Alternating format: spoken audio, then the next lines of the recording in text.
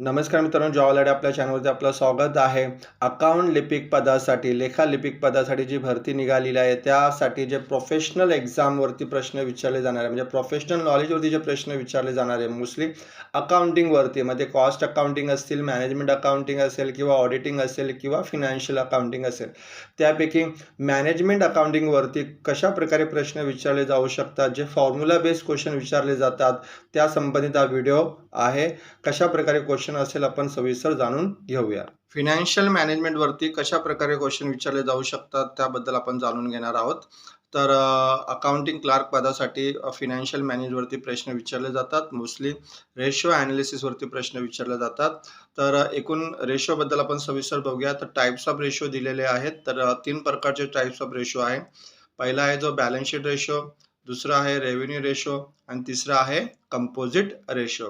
तर balance sheet ratio बद्दल आपण बघूया. यामध्ये जे इम्पॉर्टंट फॉर्म्युले आहेत ज्यावरती नेहमी क्वेश्चन विचारले जातात. तर पहिला जो फॉर्म्युला आहे करंट रेशोचा, तर करंट रेशोचा फॉर्म्युला आहे current assets divided by current liability आणि याचा स्टँडर्ड रेशो आहे 2:1. या स्टँडर्ड रेशोवरती पण क्वेश्चन आलेले आहे. स्टँडर्ड रेशो 2:1 लक्षात ठेवा करंट रेशोचा. दुसरा जो फॉर्म्युला आहे तो क्विक रेशो आहे. त्याचं नाव आहे ॲसिड टेस्ट रेशो आणि लिक्विड रेशो. तिघांचा अर्थ एकच होतो आणि तिघांसाठी पण तुम्हाला एकच फॉर्म्युला वापरायचा आणि तो फॉर्म्युला आहे quick assets divided by quick liability. याचा स्टँडर्ड रेशो असतो 1:1. हे लक्षात ठेवणं गरजेचं आहे. स्टॉक वर्किंग कॅपिटल रेशो, याचा फॉर्म्युला आहे stock divided by working capital into 100. विचारला जाऊ शकतो स्टॉक वर्किंग कॅपिटल कसं काढायचं ते. आणि नेक्स्ट जो फॉर्म्युला आहे तो आहे डेप इक्विटी रेशो. याचा फॉर्म्युला आहे डेप डिवायडेड बाय इक्विटी. डेप म्हणजे बॉरोड फंड, त्याला लोन फंड पण बोलतात. इक्विटी म्हणजे प्रोप्रायटर्स फंड, त्याला शेअर होल्डर फंड पण बोलतात किंवा ओनर्स फंड पण बोलतात. त्याच्यानंतरचा जो फॉर्म्युला आहे वर्किंग कॅपिटल. वर्किंग कॅपिटल कसं काढतात? Current assets minus current liability. मग आपल्याला करंट रेशो काढताना किंवा क्विक रेशो काढताना करंट असेट्स आणि करंट लायबिलिटीमध्ये कुठले आयटम येतात हे माहिती असणं गरजेचं आहे.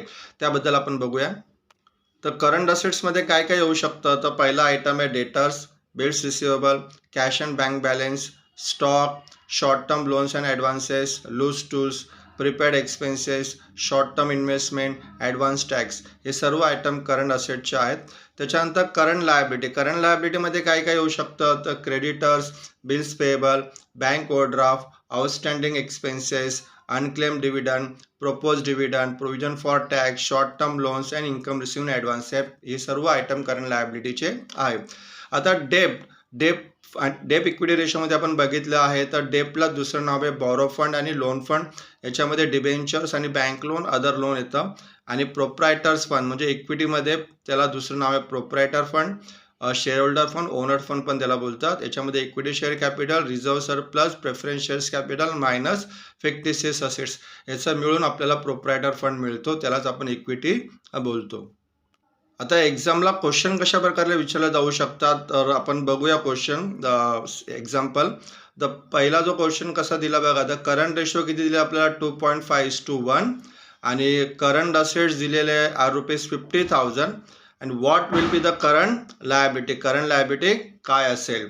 तर याचे ऑप्शन दिलेले आहे ए 10,000, बी 15,000, सी 20,000 आणि डी 8,000.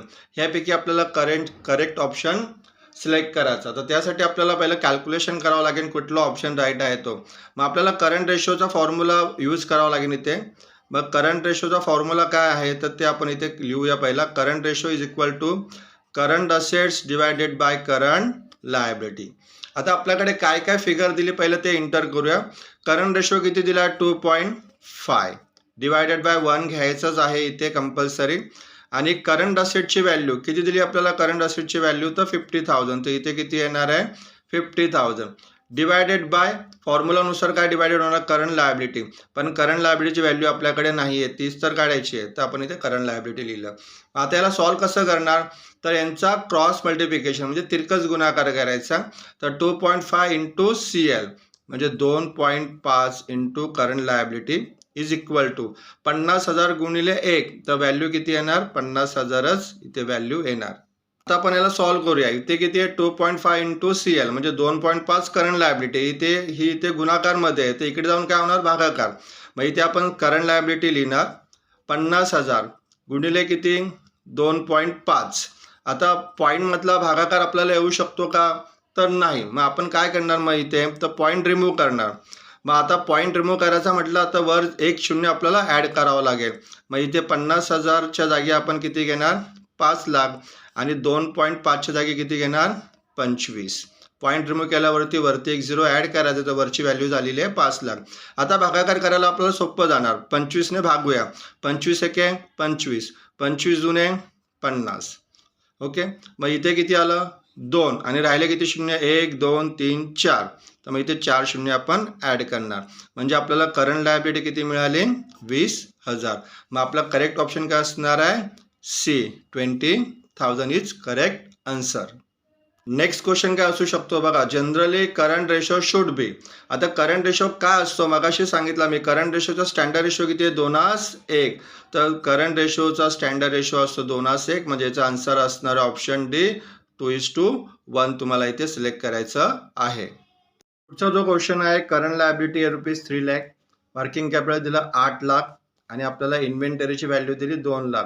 आणि क्वेश्चनमध्ये विचारलं what will be the quick ratio. तर क्विक रेशो काय असेल, तर आपल्याला ऑप्शन दिलं आहे A 3:2, B 3:1, 2:3 अँड 2:1. तर यापैकी करेक्ट आन्सर कुठलं आहे आपल्याला ते काढायचं आहे. तर आपल्याला क्विक रेशो काढायचं आहे आणि क्विक रेशोचा फॉर्म्युला काय, quick ratio is equal to quick assets divided by quick liability. म्हणजे आपल्याला क्विक असेट्स आणि क्विक लायबिलिटी पाहिजे. पण जर आपण क्वेश्चनमध्ये बघितलं तर क्वेश्चनमध्ये ना आपल्याला क्विक असेट्स दिले ना क्विक लायबिलिटी दिले. आयटम तर वेगळेच दिले. करंट लायबिलिटी दिली, वर्किंग कॅपिटल दिले आणि इन्व्हेंटरी दिली आणि काढायला सांगितलं आहे क्विक रेशो. मग याला कसं सॉल्व्ह करणार, तर पहिलं आपण क्विक असेट्स फाइंड आउट करूया. पण कसं मिळणार, तर आपल्याला क्विक असेट्सचा फॉर्म्युला काय आहे मोस्टली, तर current assets minus prepaid expenses tax आणि स्टॉक हे मायनस केल्यावर आपल्याला क्विक असेट्स मिळतं. पण त्यासाठी आपल्याकडे करंट असेट्स पाहिजे. करंट असेट्स तर नाही आहे, पण आपल्याला त्यांनी वर्किंग कॅपिटल दिले आणि करंट लायबिलिटी दिले.